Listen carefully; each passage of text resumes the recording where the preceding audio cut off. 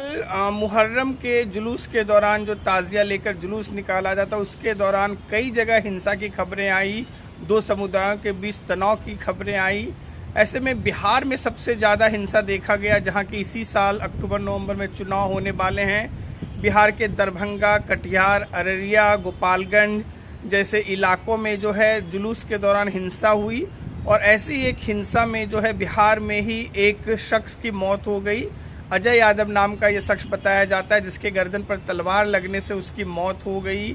और इस पर लगातार जो है विपक्ष बिहार सरकार को घेर रहा है, नीतीश सरकार को घेर रहा है और कह रहा है कि बिहार में कानून व्यवस्था है, यानी कानून व्यवस्था की स्थिति बिल्कुल चरमरा गई है। जिसको जो मन में हो रहा है बेखौफ होकर जो है आपराधिक घटनाओं को अंजाम दे रहे हैं। जैसे कि आपको पता है कि पिछले कुछ दिनों पहले ही गोपाल खेमका नामक शख्स की व्यापारी की हत्या कर दी गई गांधी मैदान के पास, जब वो घर लौट रहे थे रात के लगभग 11:30 बजे। तो वहीं पिछले 3-4 दिनों से बिहार में आपराधिक घटनाओं की बहुत ज़्यादा खबरें आ रही है। और ऐसे में जब मुहर्रम के जुलूस के दौरान ये हिंसा की वारदात हुई है, तो तमाम सवाल जवाब किए जा रहे हैं।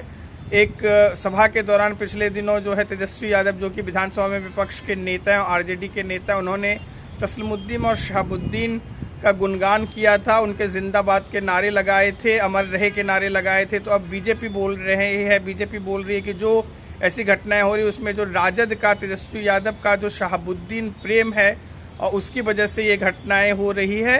तो सवाल कई हैं कि पुलिस प्रशासन की परमिशन के बावजूद जब ये जुलूस निकाली जाती है, तो ऐसे में कैसे दो समुदायों के बीच हिंसा की घटनाएं हुई, इतने बड़े पैमाने पर ये घटनाएं, क्या ये घटनाएं प्री प्लान्ड थी?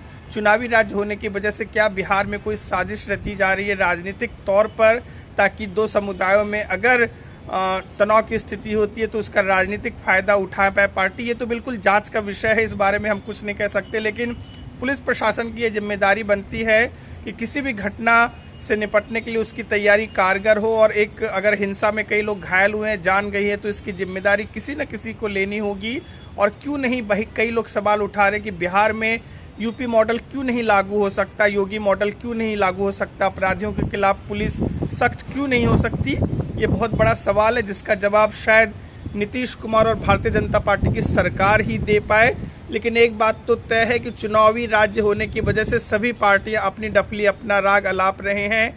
लेकिन पुलिस और प्रशासन की ये जिम्मेदारी है कि जनता को सुरक्षा प्रदान की जाए, व्यवसायियों को सुरक्षा प्रदान की जाए। और ऐसे किसी भी जुलूस के दौरान पुलिस ये सुनिश्चित करे कि कोई भी हिंसा की वारदात ना हो और किसी भी दुकानों को, कई लोगों को क्षति ना पहुंचे।